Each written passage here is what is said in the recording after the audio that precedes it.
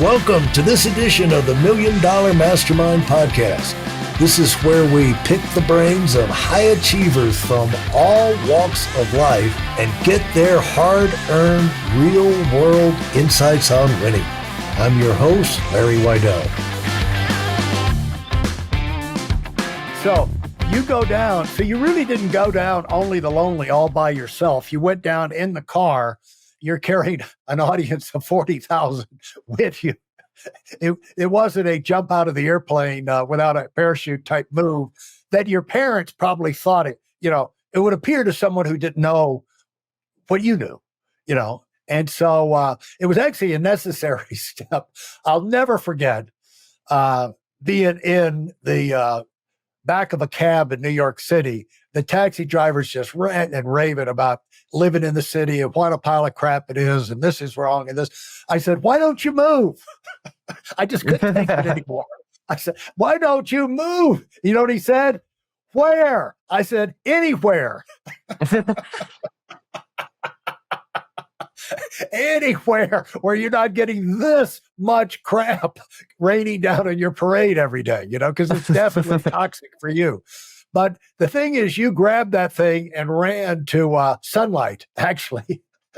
Ran to daylight down there in Orlando. So as you got down there and got out, what was the next big breakthrough? This client, how long were you down in Orlando before you stumbled across this lady? And it was about 6 to 7 months. Yeah, it was about 6 to 7 months in. Yeah. And one thing I would point out to people listening to this, Jason, is the fact of when it's kind of like when I moved to North Carolina and opened up a pioneer operation in financial services. The way I looked at it is I was up there, I had nothing, but it was like a poker game. You got to ante up. You got to get in the game. And the only way you can get in the game if you don't have anything is activity, and that is contacts. And I made up my mind I had to make 500 contacts as fast as possible, 500 presentations. I didn't want to think about anything else. I wanted to, get 500 under my belt, and that was my ante up. And I said, if that doesn't do it, I'll reassess, and then I'll run another 500. You know what I'm saying? But I'm going to learn something from doing 500. And the thing was, I never got past 133 before I had so much business that I didn't have time to do it anymore directly myself. Yeah, it's great. It pays off. But the payoff, the point is, you're going to maybe do hundreds in the beginning, but what you're doing is racing, you're accelerating, your progress to the day where these motherlode type clients can come in. Have you seen that happen before? Since then? Yeah, of course. Yeah. It's all just a ripple effect. Talk about that. How have you seen that work? Because this is something you proved to yourself. Yeah. So like with the bigger clients, it's like I was saying before with the platforms and like where the quality is. If you're talking to high level people, you actually just need to give it to them really simply. Like people who are already making money don't need the whole spiel. They just need to know, like, is this thing going to work? How simple is it? Do I have to be involved? And how much is it? That's all they really care about. Like that was the biggest thing for me, was that when I was like first starting out, I thought more was better. And sometimes it's not. Like more is not better, regardless of what people think. It's not. So like the other thing too was with these clients who were bigger, I made sure that I took care of them, obviously, but I also did stuff in person with them. Like I would fly out to them, build relationships, have dinner, like do all the grunt work shit in the beginning so that they didn't have to leave. Because I wanted to because here's the thing too about big clients. If you have big clients and they send you a referral, that's another big client. Because odds are if they're a big client, their friends are all rich too. So it's like, if you don't do a good service for them, they're not going to refer you to other people. What was it sounds like you've had a golden ride. How do you get featured, and how do you have the ripple effect? Do they kind of find you? Do you apply for this type recognition in magazines and this, that, and the other? And if so, how did you find out that that's something you should be doing in terms of building credibility Because the thing is, the rest of your career now, the great thing is, Jace, the rest of your career, you've got a resume. I mean, you could, if it took you the time you're 40 or 50 to get this, maybe you'll, push it for like 20 years, but now you got 40 or 50 years of being able to brag on this, regardless of what other recognition comes, So Yeah. for people who want to get that credibility, right? Is there anything they can do to accelerate other than building their business and being a success to get the word out? Yeah, it really just depends on where they're at in their business. I mean, when I started investing in press and like going to media outlets and hiring press agencies was because some of the press, is free and some of it I had to pay for because you have to pay to get above a certain slot and then you have to pay to get your whole thing submitted. And then it goes through a review team and it's tough. Like Forbes and Entrepreneur, it's really hard to get in those. The Forbes New York one, that was actually free. I submitted for that and I got in that. The New York Weekly one was because I had a teacher back in New York who knew that I was doing all this entrepreneur stuff. And she sent me this link to submit my info for it. She was looking out for me, I guess. And I submitted for that. But I think that when you're making at least $20,000 a month, give or take, you should start investing in your authority build and your branding and your website and your overall content. That's where you have the supply of cash to, back invest, either getting on podcasts or, because there's podcasts where they charge, that's part of the industry. And then there's content, press, and just having a good ecosystem, making sure that all your branding matches, making sure all your fonts match, that congruency is really important and people miss that. I mean, that's the biggest thing I'm saying is getting those publications, you actually have to have good credibility. You can't just go to them and pay them. They're not just going to publish you if you don't have any proof. If you have a good website, a good following, you've been consistent for years, that's when you can then go to these publications and say, hey, I have 150,000 followers. These are my results I'm getting from my clients. Here's what stages I've spoke on. I want to get in this article. That's where you can then pitch them. So. When did you learn about the fact that the PR element would be beneficial for you? How did you learn that? And what was the first one? The first one was when I was on a sales call once and a client said to me, prospect, they were like, hey, I don't really know if I'm going to move forward with you because I don't see anything on Google about you. And I was like, huh? Who cares? What? What are you talking about? And he was like, dude, there's no reviews. There's no articles. You must not be as good as you're saying. And I was like, damn, bro, what does that even mean? So then I went online after the call and I was like, what is PR? And I started researching it. Yeah. And I actually have one of my really good friends, Dylan Kivo, who got me into the PR space. And Dylan's still my friend to this very day. But dude, he runs a huge PR firm and he, guides me and he's always a good friend to, stay in touch with. But he got me into that whole space of knowing what PR is, how it navigates, and then there's also another company that I work with called Fame Media. They're great. They are hands down the best PR firm. Fame Media is awesome. They always make sure that I'm getting taken care of. And they're always submitting stuff for me, for free on my behalf, just to bring value to me and just have, good retention with me. And I give them a lot of referrals. So it's cool. Yeah. And how did you find Fame? Now, is this the same Fame that does my podcast, Tom and the gang, or is it? I don't think it's. Yeah, no, I don't think it's them. No, Qumran and this other guy run it, and they are. How did I find out about them? Oh yeah, I got cold DM'd by them through Instagram. They cold DM me. They're like, hey, we have a bunch of articles I think you'd be a good fit for. Book a call. Let's see if you qualify. And then I booked a call on they went over my stuff and they're like, yeah, I think we could give you a spot. And then, they basically just, gave me a package and I was like, all right, cool. This makes sense. And then that was it. I was off the race with them and I've been friends with them ever since. And how much about your ongoing program in terms of how do you, what kind of strategy have you put together and evolved into for running your business at this point? What is the game plan you're running? Because it would seem like it had to evolve, and you've already talked about wanting to outgrow the regional limitations, take this thing nationwide. which has to do with outreach, has to do with staffing, but it's going to be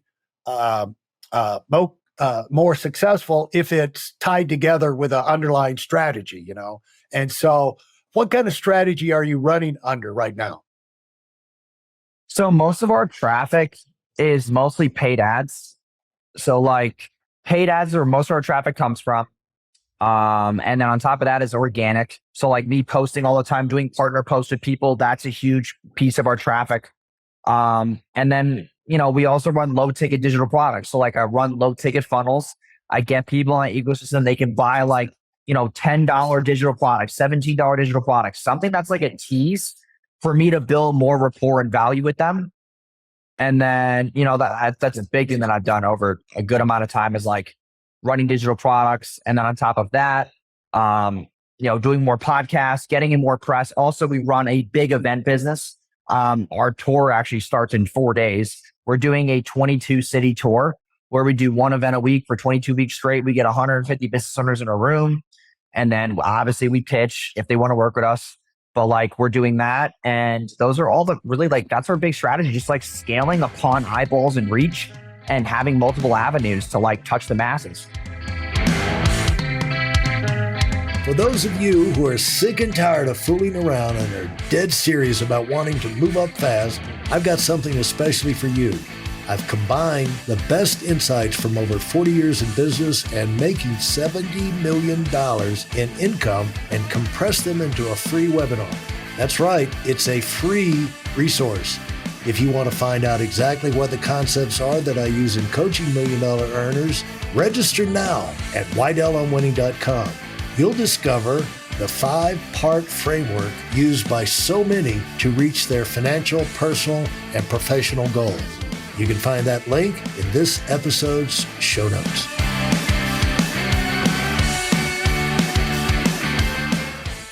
So what's your game plan for 20? That's pretty ambitious game plan, 22 cities, 150 in each location.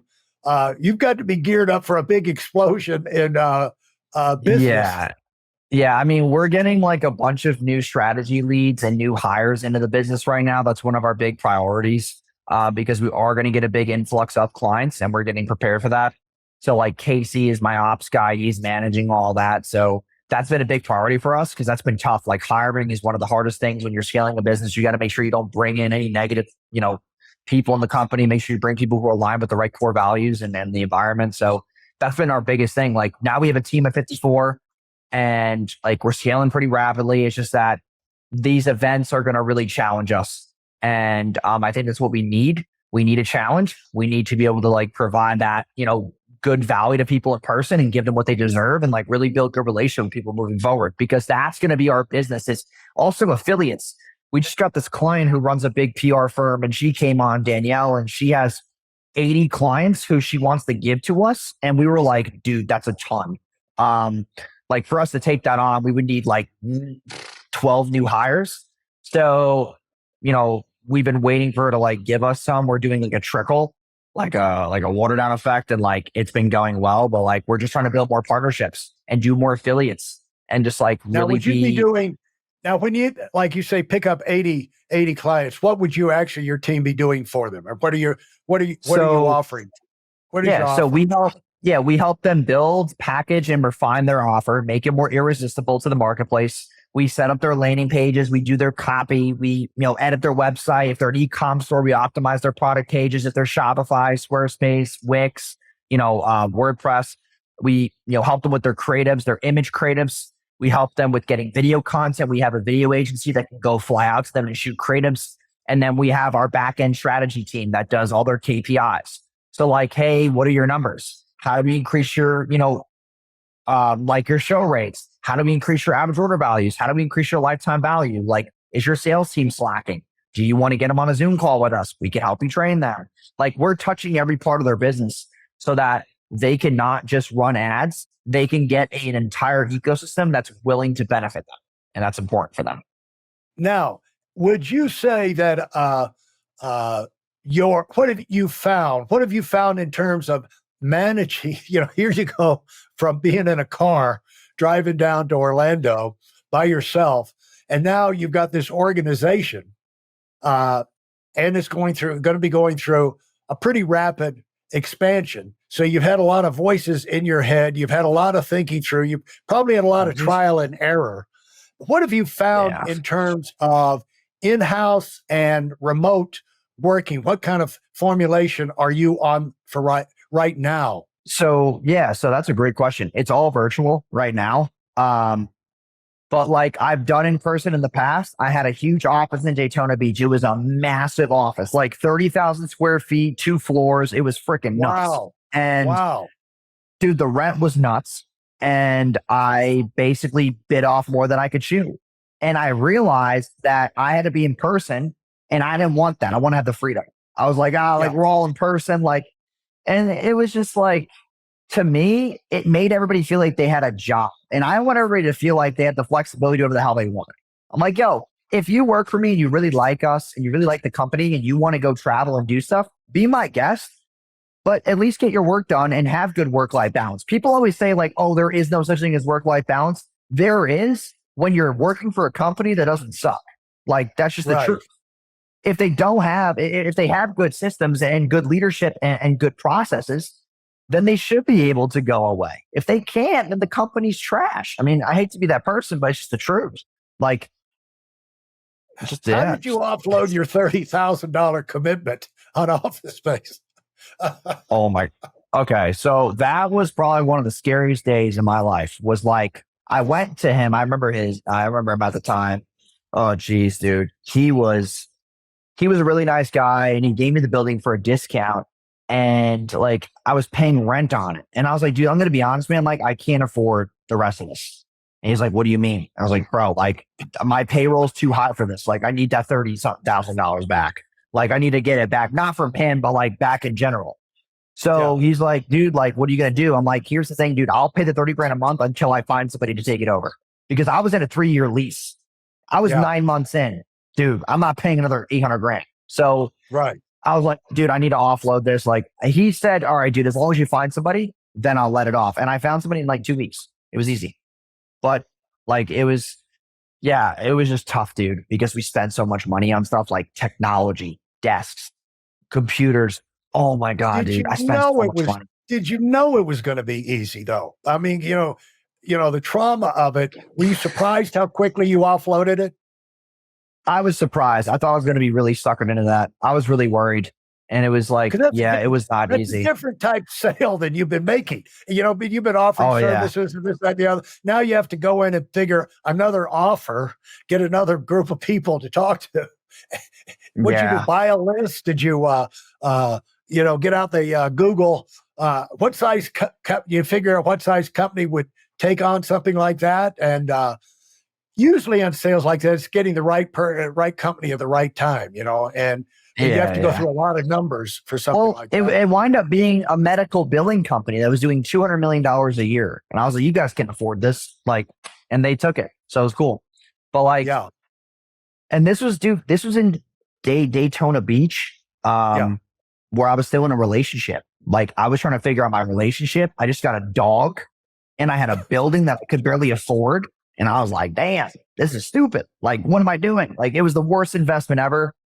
And it's good, dude. Like, I just learned some things. Like, it's fine. Well, that's what I was going to say, because things like that, that process of having to, the knife at your throat to figure out how to sell something big real quick, put you through a thing where you had to solve the problem for yourself.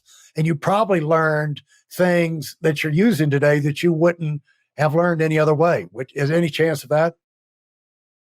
I mean, I wasn't really thinking of that. That's a good question, though. I wasn't really thinking of that at all. Yeah. I mean, it was just, I feel like the biggest lesson I learned was that you can't bite off more than you can chew. Right. Like, that was the biggest thing that I learned. Yeah. Well, like, the reason I asked that was most of the time we're talking from our own experience. And when we go through nightmare things ourselves and we figure things out for ourselves, that kind of gives us a platform, like it was like, God bless him, Toby Keith just passed, And I was reading something about him, and he told when he's talking to the BBC, and he said, "I just write songs about what I know." And a lot about what we do in business and our service things we do is we talk about things we know. And when you go through these nightmare experiences, you learn things you wish you didn't have to learn, but then and so that puts you stronger if you have to deal with it again, if for nothing else as to avoid letting yourself get in that situation. You could smell it coming 100 miles away, and you just steer around that issue, because people are always going to suggest to you the rest of your life, hey, we need a big facility. And once you've been there and done that, you're like, well, let's think about it. Yeah, it was so stressful. Like some days I didn't even know how to like react to things, and then at one point I had 2 employees who were like doing stuff together outside of work, and then it started causing conflict, and I was like, oh dude, this is like insane. And I just didn't know how to handle that stuff. I didn't even have enough time to handle myself, meanwhile handle other people. And I was like, dude, this is not it for me. Like, we need to close this down ASAP. It's crazy. And the way you did solve it was what, you just decided to wade in and deal with it? Yeah. And I made everybody go virtual. I just made everybody go virtual. I was like, yo, guys, just go home. Like, I can't do this right now. Yeah. It was just like, Yeah. Well, you've had a wonderful ride. What is it? How much do you recommend the entrepreneurial adventure that you've been through? Having lived through it so far and gotten this far in it, how much do you recommend it to people who think they would like, they'd like to go through it? The price you have to pay for it and everything, and versus the rewards. I think like I would recommend it for people who have patience, which is so like unquantifiable, which is more of an internal thing. Yeah. If you don't have patience and you're not okay spending money and losing a little bit, it's probably not for you. Like, dude, there's people that I coach and they're like, yeah, man, I'm trying to get this thing off the ground. Like, what do you think I should do? And I'm like, bro, how much money do you have? He's like, oh, like I have like $8,000. I'm like, dude, to be honest, like, do you have what it takes to go to zero? Like, can we just like get this out of the air? And just some people just don't have what it takes to go to zero sometimes. They don't want to lose to gain. And I'm like, dude, to be honest, man, my advice is you should go get a job. Like, I feel like that's easier for you. I hate to push people's dreams, but like, it's not for everybody. It's just not. It's so tough, dude. And it's so freaking lonely. And it just makes you like rethink a lot of decisions in your life that you've made. Sometimes, like, there's times where I wanted to pack up and quit. I was like, shit, man, I'm tired. I want to go back home, freaking go flip a burger or something. I was like, this is stressful as hell. Like, I didn't know what to do. So, well, a lot of people, even when you're successful, Jason, as you're going through it, it's like raising a toddler. The excruciating thing, a year later, look at the baby, how much progress it's made. Unbelievable. It's incredible. But as you're going through it hour by hour and they're pooping all over the place and, belching all over you and waking you up in the middle of the night and everything, it's just like, I'm living hell, and, of course they do fun things and entertaining, but as you're living through it minute by minute, I've found even the fast growth companies can drive you nuts when you're having like the rocket ship growth. When you're in the middle of it, it's like, we're going to the moon. Yeah, but you're in this little capsule out in the middle of space. Yeah. Yeah, it's tough. It can be a little frightening, but then you came back and I'm one of the people who walked on the moon. It's great later, but was there a point where you had to make a decision? You decide, I'm in on this. I know what it is. And I see the stresses of it. I could go another route, but no, I'm in on this. Yeah. I mean, I think too, like, I just also was more self-aware to know that I couldn't survive in a job. There you go. That was it too. Like, I knew that I couldn't, dude, I had 4 jobs when I was in high school, going out of college, like 4 little jobs, dude. I got fired for every single one. Like, I don't know what the hell I was doing. Like, funny story. I got fired from Staples because I used to sit in the back room and I would scare people out of the boxes. Like, that's all I did. I used to just sit in the back. Dude, I didn't know what the hell I was doing. Like, that's how I got fired. Dude, I had no freaking clue what I was doing at all in my, like, yeah, I had no freaking idea. Well, that's one thing to be able to tell yourself. It's like, it may be because most entrepreneurs want to really quit about twice a day. That's kind of how you know you're in a real growth mode. Yeah. The emotions boil over and it's like, I'm not taking this anymore. It's like, okay, Yeah. now we got that out of the way. Let me get back to work. But it's more the rule rather than the exception. But part of it is realizing, no, I can't go back to work for somebody else. I just don't fit anywhere else, or I don't want to be under somebody else's thumb, or I don't want to live with those restrictions. I can't live with those restrictions. So I better figure this one out, And so the quicker you get to that point, the better. Thanks so much for being on. This is great. We could talk forever. And then what we'll do is we'll take a 1, 2, 3 year pause and then come back and do it again if you're up for it, Yeah, of course. I appreciate it, Larry. Thanks for having me on. Thanks for listening to the $1 Million Mastermind. If you felt there were any valuable takeaways from this episode, please take a minute and leave us a 5-star review.